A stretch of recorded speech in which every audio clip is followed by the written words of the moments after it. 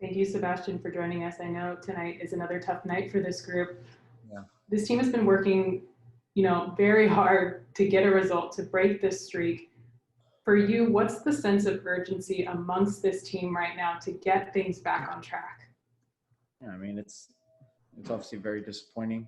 I mean, yeah, I guess, at times like these, you can imagine for us, we can feel the pressure a little bit, but I think we've got to stay composed. I mean, there's a lot of games coming up, the way the schedule is lined up. So we just got to focus on Wednesday. I mean, it's tough. It's definitely a tough loss for us. I think we just got to keep our head up. I mean, we can't give up now. There's still a lot of games to be played.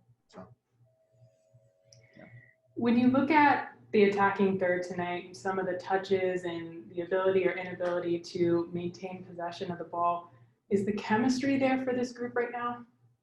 I mean, I think it's definitely still needs to be worked on. Obviously, I think we still need to connect more. I think that's probably my biggest criticism for us. We're just very disconnected, and we've had a run of games now where we haven't had that connection that we have had in certain games. And, obviously I'm not entirely sure the reason why as of right now, whether it's, movement, whether it's work, but again, we have to go back to the drawing board. It's definitely a tough loss. It sucks.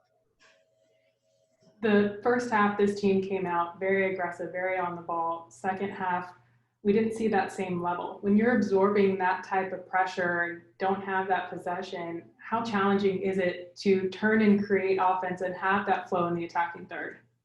Yeah, I thought in the first half we were finding good opportunities. I thought we were finding guys in good spots. We were getting into their half more often times than not. So, yeah, we just couldn't really find that rhythm in that second half. And I do think we usually do a good job of that in second half of games. That we always do come out, lively and energized. But today again, it goes back to that connection. And I think once you don't have the connection, you get frustrated. It's a domino effect. You start making small mistakes.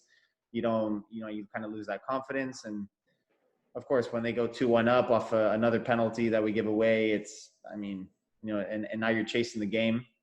It's we just put ourselves in positions in really tough positions. So that's what I would say about us for sure. We're going to go to a question from Sophie Nicolau. Sophie, your line's unmuted. Thanks, Chris. Hey, Sebastian. How are you? I mean, that's a tough loss, really, and you got the goal, and I'm sure you'd sacrifice scoring just to be able to win the game. One thing we were all going back and forth on as we were watching was the turf. And I think the biggest thing is that at some point it looked like somebody could actually get really hurt. You are not the type of player that makes any excuses when losing. But can you just explain what it was like to play on that? Because it felt like the fluidity, the passing, none of it was coming together. And at times it did seem like you were just playing on a poor surface. Yeah. I mean, you're right. I wasn't going to bring it up because obviously both teams have to deal with it. Maybe they're a little bit more used to than we are, but I think the pitch is shocking. I mean, all the players were talking about it, on the field, on both teams. I mean, it was an embarrassing pitch as far as if you want quality out of players. It's tough. I mean, I'm not going to blame it entirely on the pitch, of course. It comes down to us. It comes down to the personnel, but I did think it played a part in it. I mean, I don't know how visual or how obvious it was, but maybe it was. It was obvious. It really was. So I mean, I'm not gonna blame it on that entirely, but I did think it played a huge part. I think you're right. Okay, travel safe. Thank you. I think we have time for one more with Sebastian before we get Joe Corona in here. We're gonna finish up with a question from Scott French. Scott, your line's unmuted. Thank you. Hey, Seb. We saw this team has played with a target striker for the last couple of years, a very, very good target striker. Yeah. And when you guys found your best form this season, it was when you had a target striker in the lineup. Javier's game is different. That's not what he is. Requires more interchange and more connection. And do you feel that you guys are advancing in that sense? And how much more work is required? Yeah, no, I think it's a great point as far as the difference of just the types of players and the approach to the game.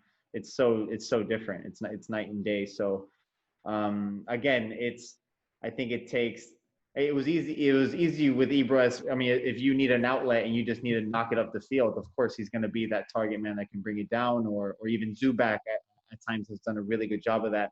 But with Chicha, it's just a completely different approach in that sense. You know, the ball, we have to find him.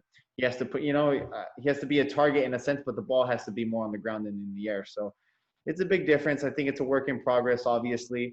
But we just got to keep giving him a chance and keep supporting our guys. You know, that's the best we can do right now.